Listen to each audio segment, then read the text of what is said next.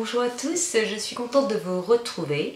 Alors pour les personnes qui sont les premières à visionner ces vidéos, donc sur ma chaîne Au fil des mots de Stara, vous retrouverez souvent des points lecture, des sorties livresques tels que des challenges, ainsi que bien souvent on parlera un petit peu des lectures du PLIB, étant donné que je suis jury du PLIB depuis maintenant 3 ans, que j'aime beaucoup partager cette aventure avec l'équipe et les organisatrices qui ont fondé ce PLIB, et que je vous mettrai petit à petit les dernières, on ne va pas dire nouveautés, mais plutôt les dernières nouvelles, voilà, chercher mes mots, point de vue qui arriveront. Alors donc sur ma chaîne, vous me retrouvez sur YouTube Au fil des mots de Stara. Vous pouvez aussi suivre mon actualité sur Instagram sous le nom de Stara14 et vous abonner pour ne rien rater, où je poste complètement que des livres. Donc c'est vous, si vous êtes passionné de lecture, voilà, je pense que ce compte peut vous intéresser. Je suis une adepte en même temps de SFF. Pour ceux qui ne connaissent pas, c'est la science-fiction fantastique fantasy. Et j'adore beaucoup cet univers. Ensuite, vous pouvez me retrouver aussi sur Facebook, donc sous le nom de Carole Cometto, et aussi sur Twitter sous le même nom. Voilà, donc maintenant un petit peu, n'hésitez pas à vous abonner à ma chaîne pour ne rien rater, activer la petite cloche et liker mes vidéos pour un petit peu, voilà, si vous aimez beaucoup mes vidéos, et me motiver à vous faire de plus en plus de vidéos. On va maintenant commencer un petit peu le point de lecture qui est vraiment spécialisé, on va dire plutôt à fond. Voilà, c'est que des lectures du PLIB 2021 et qui est dans la présélection donc de la liste des romans du PLIB 2021. Alors là, cette année, je lirai comme l'an passé des livres qui auront été sélectionnés et votés, comme des livres qui m'auront tapé dans l'œil, qui m'auront attiré, même s'ils sont dans la présélection et qui n'ont pas été votés dans les 25 qui ont sélectionné. Voilà, donc là je vais vous parler de ça et je vais vous faire prochainement l'annonce des 25 sélectionnés. Donc on va un petit peu commencer donc par Ordo de Anthony Combrexel chez les éditions 404. Ensuite on passera à Tant que vole la poussière, Valenciano. On enchaînera aussi par Polonia de Oxane Hope. Ensuite, j'ai lu aussi Drakkar éternel, Destined File aux éditions Scrinéo. Chromatopia, qui a été écrit par Betty Piccioli chez les éditions Scrinéo aussi. Voilà, donc je vais, comme il y a quand même 5 livres, pas trop m'étendre sur chacun pour pas que la vidéo dure une éternité, et je vais vous dire un petit peu ce que j'ai pensé. Alors dans ces livres, j'ai eu, on va dire, 2 livres qui ont été qui m'ont beaucoup plu, et j'ai eu quand même une petite déception. Voilà, je vous dirai ça bientôt. Alors on va commencer je vais commencer par vous parler de Ordo, qui en fait de Anthony Combrexel, et chez les éditions 404. Alors c'est un livre que j'avais déjà lu,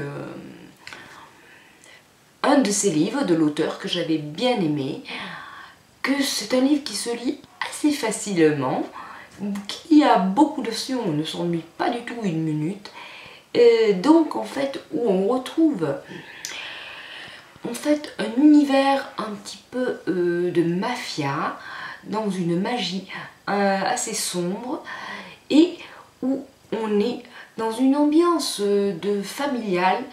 Donc ça se passe à New York, où il y a 5 familles qui utilisent l'obscur.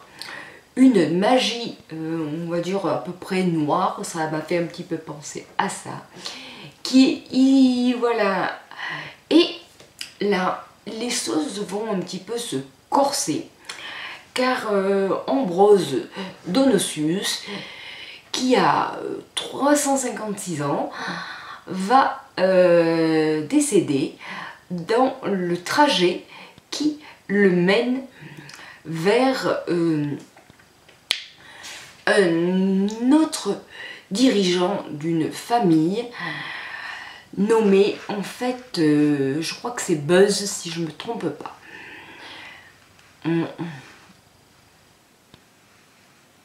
Et bien entendu, ce qui va se passer, c'est que lorsque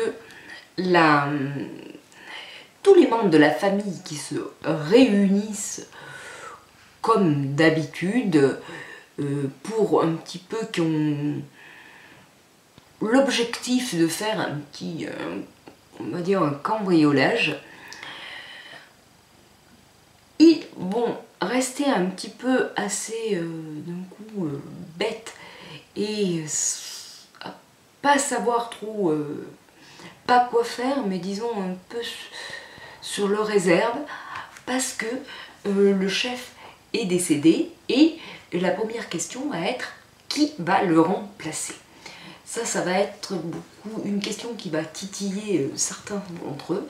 Alors il y a pas mal de personnages et ces personnages font beaucoup parler d'eux, surtout certains qui ont un caractère bien trempé, qui m'ont bien fait sourire.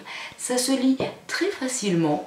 J'ai pas vu les chapitres passer, donc j'ai lu ça en numérique. Je remercie les éditions 404, car grâce au Plib, moi juré, je les ai eu, on va dire, on nous a fait bénéficier des e-books qu'on ne peut pas bien entendu faire profiter à nos proches, ce qui est tout à fait normal, mais que je remercie pleinement les maisons d'édition.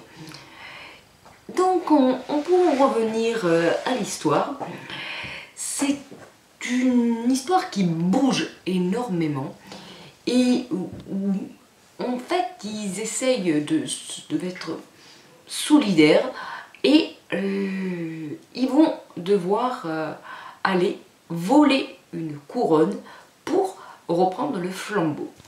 Voilà, alors ça va beaucoup bouger. C'est un one-shot, un petit peu dommage à mes yeux, car j'aurais vu ça plus développé, avec beaucoup plus de détails dans une saga. Donc je vous en dirai un petit peu plus.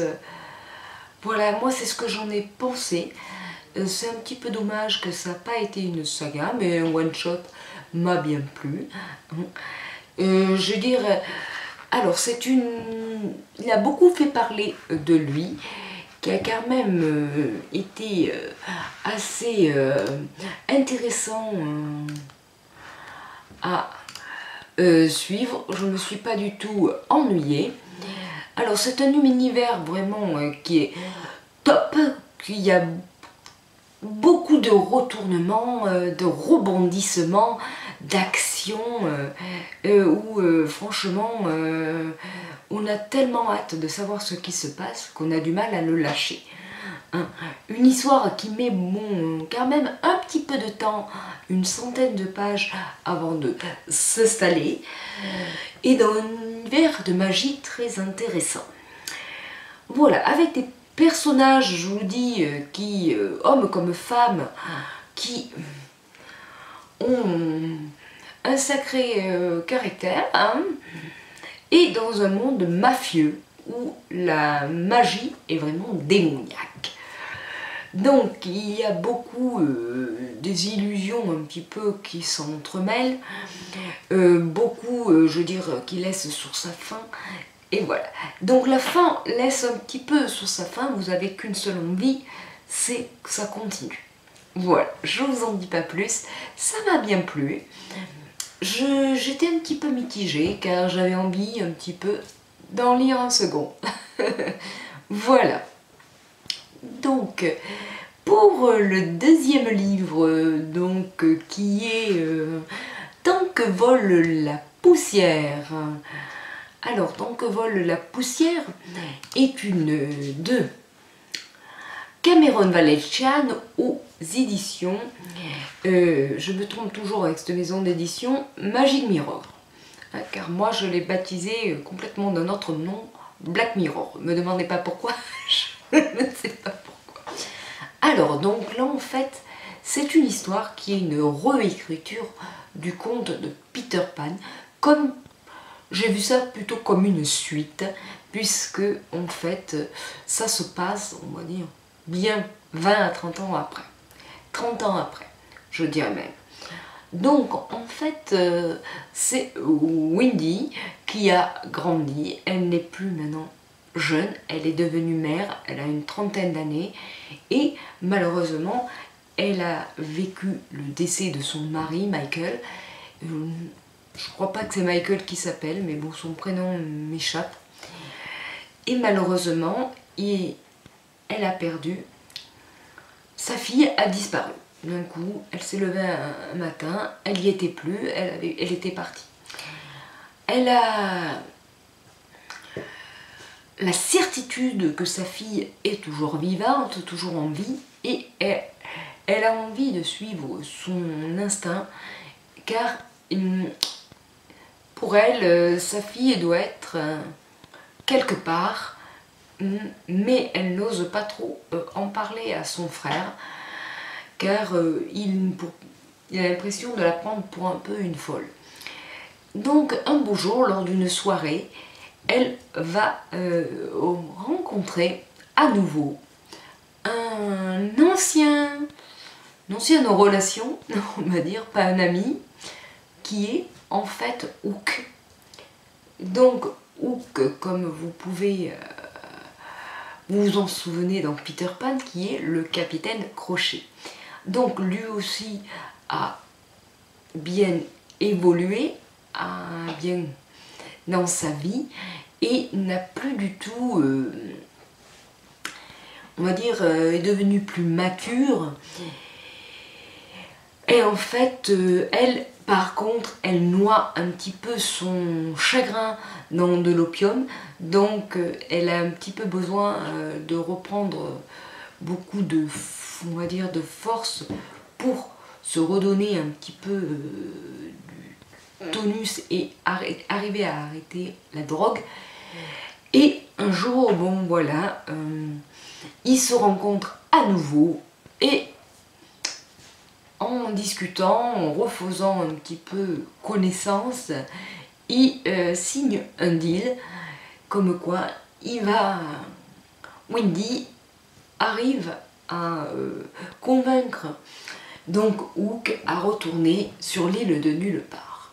Donc pour ceux qui ont l'habitude du conte de Peter Pan, moi j'en suis une très grande fan depuis toute petite, et que j'ai vu plusieurs fois diverses versions de Peter Pan. D'ailleurs, même récemment, j'avais vu un film sur Canal+, qui, justement, c'était Peter Pan, 30 ans après, et qui rencontrait Hook. Donc, ça m'a fait penser, ce livre m'a fait penser au film. Voilà, coïncidence. Donc c'est pour ça que le pays de nulle part, je le connais bien, j'en ai bien l'habitude et les souvenirs me reviennent à nouveau. Par contre, ne vous attendez pas du tout à retrouver le pays cette île comme vous l'avez connue, dans l'ambiance et les richesses de cette beauté de merveille, car l'île a bel et bien changé autant que les personnages. Les personnages, j'ai eu un petit peu du mal à reconnaître les traits du capitaine Crochet, mais l'ambiance et le conte en lui-même m'a beaucoup plu. Il y a beaucoup de révélations et de surprises qui arrivent. On a complètement une, comment dire, je dirais, le conte c'est complètement inversé. Voilà, je vous en dis pas plus, mais c'est ce qui m'a un petit peu fait drôle. On retrouve quand même beaucoup de rebondissements, je n'en suis pas ennuyée une seule seconde. J'ai bien aimé la plume de l'auteur assez fluide, et que je vous conseille un petit peu, si vous aimez Peter Pan, de le découvrir. J'ai bien aimé. J'en ai discuté avec d'autres personnes et qui aussi ont bien aimé ce conte. Donc voilà, dites, si vous l'avez déjà lu, dites-moi un petit peu ce que vous en avez pensé. J'ai hâte d'avoir un petit peu vos opinions. Alors, donc ensuite, je vais vous parler donc du Drakkar éternel, par contre, d'Estelle Faye aux éditions Scrinéo. Alors là, par contre, c'est un livre personnellement qui j'ai eu du mal à accrocher. Donc c'est un roman un petit peu d'aventure. Bon, par rapport au résumé, on dit à couper le souffle. Bon, moi là, j'ai pas vu du tout le couper le souffle où il y était. Parce que c'est une histoire où deux jeunes vont... j'ai même pas compris si c'était des filles ou des garçons. Maël et Astrid. Comme c'est des prénoms assez, comment dire... qu'on peut les mettre au féminin comme au singulier, qui sont au collège et qui vont, en naviguant sur l'océan, d'un coup se retrouver en mer, on va dire, sauvage, on pourrait appeler ça, et faire la rencontre d'un navire viking. Et elles vont être d'un coup, on va dire que c'est des filles, d'après ce que j'ai compris. Mais je pense, voilà, l'une et l'un, voilà.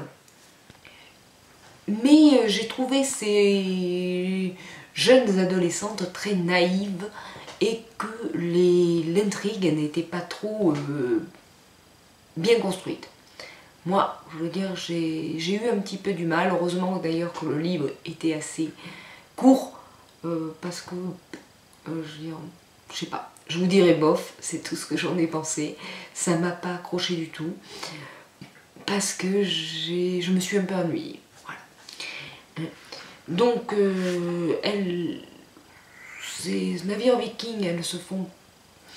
Et ces vikings les font prisonnières et leur demandent en contrepartie, pour leur libération, d'aller faire un petit peu, je dirais, le mauvais travail à leur place. Voilà, je vous en dis pas plus, c'est pas mal, mais enfin bon, moi ça m'a pas accroché. Peut-être qu'à mon âge, c'était beaucoup trop jeunesse, voilà ce que j'en ai peut-être déduit. Bon, comme j'ai quand même voilà, 44 ans, donc c'est peut-être un livre un peu trop jeunesse, qui était un peu trop naïf pour moi, et peut-être que ça séduira plus les jeunes qui sont de 8 à 12 ans, je pense qu'une douzaine d'années, déjà on le voit sous une autre notre vision, quoi. Voilà, bon, moi ça, l'intrigue, j'ai pas trop emballé, quoi. Mais je dirais que c'est à lire pour les beaucoup plus jeunes, voilà ce que je vous dis. Si vous avez des enfants, c'est un livre pour... Voilà, qui aime l'aventure, c'est ce que je vous conseille. Donc on va un petit peu je vais vous parler, voilà, de Chromatopia de Betty Piccioli, qu'on a beaucoup vu passer sur les réseaux sociaux avec une très belle couverture, comme vous pouvez voir là, un petit peu tout dans des tons, je dirais, d'arc-en-ciel, comme vous voyez. Donc Chromatopia est dans un royaume où règne une division très stricte, que la population est divisée par castes de couleurs. Donc le jeune Akeo, qui est teinturier, et dans la nuance jaune, il s'apprête à avoir la prestigieuse teinture familiale, mais malheureusement un petit peu, sa vie va être d'un coup bouleversée à cause d'un incident. Parce qu'en fait, le jeune homme, d'un coup, il y a un petit peu un incident qui n'est pas du tout lui, on va dire le fautif là-dedans, au contraire. Hein, c'est parce que quelqu'un arrive et lui va essayer d'empêcher cette personne de faire quelque chose. Voilà, je vous en dis pas plus. Et malheureusement, dans le, on va dire dans le dénouement des deux personnes qui essayent d'empêcher l'autre, Akeo va essayer d'empêcher cette autre personne de faire ce qu'elle est venue faire, hein, lui, il va être, on va dire, blessé, mais pas blessé comme on dirait s'il y a le sang par exemple qui coule, mais plutôt il va avoir un problème de vue, et c'est ça qui va complètement changer, on va dire, sa façon de voir les choses par rapport à son travail. Et dans ce livre, parce qu'en fait, voilà, là je vous le spoile pas puisque dans la quatrième de couverture ça se dit, il va perdre la vue, mais pas la vue. Il va continuer à voir, mais il ne verra plus en couleur. Il verra juste en white and black. Voilà un petit peu le souci qu'il va avoir par rapport à son travail lui-même. Alors, c'est un jeune homme qui est assez intéressant à suivre. Moi, c'est un personnage qui m'a bien plu et qui cherche malgré tout à venir en aide à ses proches. N'hésite pas du tout à franchir certaines limites, malgré des fois d'autres personnes qui essayent de l'en empêcher. En même temps, on voit un peu d'autres personnages, tels que la princesse améthyste qui est dans la nuance violette, qui, elle, est en fait bien, on va dire, embarrassée, car elle doit choisir son futur mari et roi parmi 12 prétendants. Si je ne me trompe pas, il me semble qu'ils étaient bien 12. Et celle-ci a un petit peu du mal à se décider, malgré que son père veuille vraiment qu'elle arrive à en choisir un et qu'il lui impose en fait d'ici, voilà, tant de temps, il faut que tu arrives à choisir ton homme, et il faut qu'il arrive bien entendu à convenir aussi bien à la princesse améthyste qu'à ses parents. Donc, bon, comme vous savez, dans tout ce qui est royal et dans les rois et reines, c'est ce qui est toujours le plus délicat. Donc, c'est un personnage qui m'a bien plu aussi. Il y a quelqu'un par contre qui m'a un petit peu irrité. Excusez-moi un peu le son. Voilà.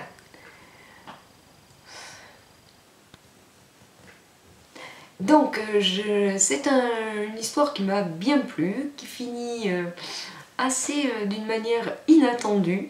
Il y a beaucoup de, je veux dire, d'action, je veux dire, et de choses surprenantes qui arrivent.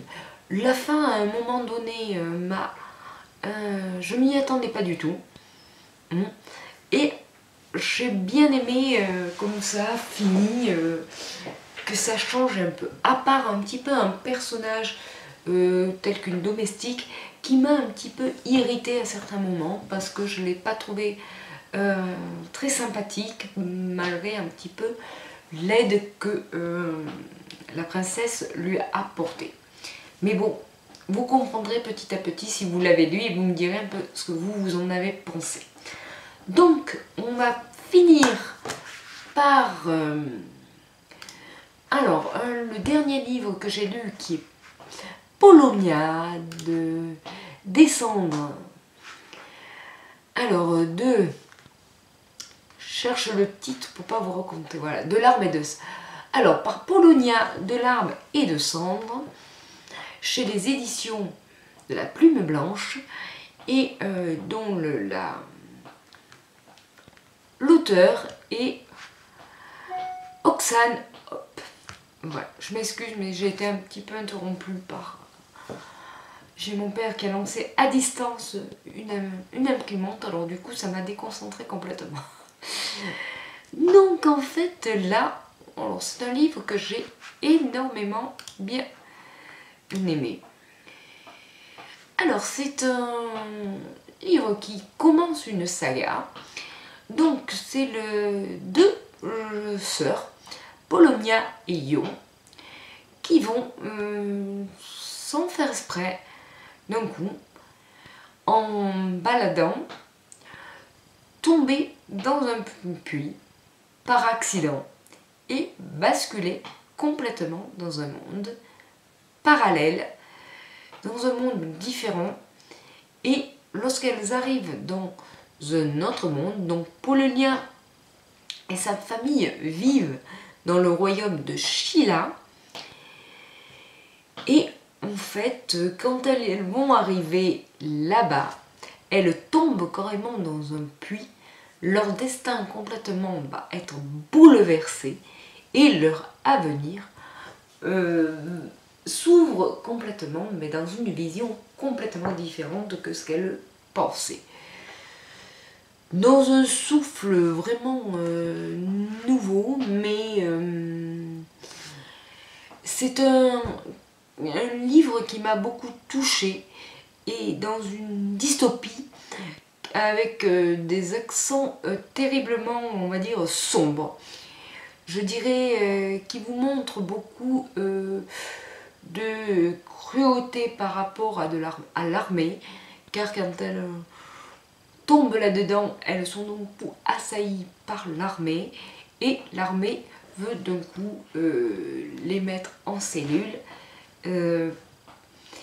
Elles ne veulent qu'une chose, c'est retourner d'où elles viennent pour rejoindre leur famille, mais malheureusement, bon, ça va être très difficile pour elles. C'est une première dystopie, enfin, c'est un livre que j'ai trouvé l'univers très intéressant. Bon, moi j'aime pas trop en principe quand ça parle d'armée, mais là j'étais dans l'histoire complètement. J'avais même envie de lire, il y aurait eu la suite, je l'aurais lu volontiers. C'est une véritable, je veux dire, pépite à mes yeux, qui a été pour moi un coup de cœur. Ça faisait longtemps que je n'avais pas eu beaucoup. Mais c'est un livre où il y a de très beaux décors, un beau décor qui est décrit. Après, le reste est assez sombre. Par exemple, vous avez par exemple les tunnels qu'on vous parle, un monde. Il y a on va dire un genre de guerre entre deux mondes différents. Et la fin, j'ai été scotchée sur place parce que je ne m'attendais pas. Polonia va être obligée de franchir plusieurs étapes qui va la mener complètement à un but où elle va être elle-même surprise à la fin qu'elle est arrivée là. Oui, mais comment? Et on ne sait toujours pas même où elle va aller par rapport à cet environnement où elle est. C'est beaucoup cruel, un environnement très sombre et noir. Voilà, je vous en dis pas plus car il y a beaucoup de mystères, et si je vous en dis trop, on va briser tout ça et vous spoiler. Donc voici un petit peu mes lectures que j'ai faites, que ça m'a beaucoup plu. En ce moment, je suis en train de lire Le Nouveau Monde de Karina Vitali. Donc je suis encore aussi dans une dystopie. Vous savez que j'adore ça. Donc n'hésitez pas à me dire un peu ce que vous avez pensé de ces romans. J'ai hâte un peu de vous en savoir votre avis. J'espère que cette vidéo vous aura plu. Merci de l'avoir suivi. Et je vous dis à bientôt. Au revoir.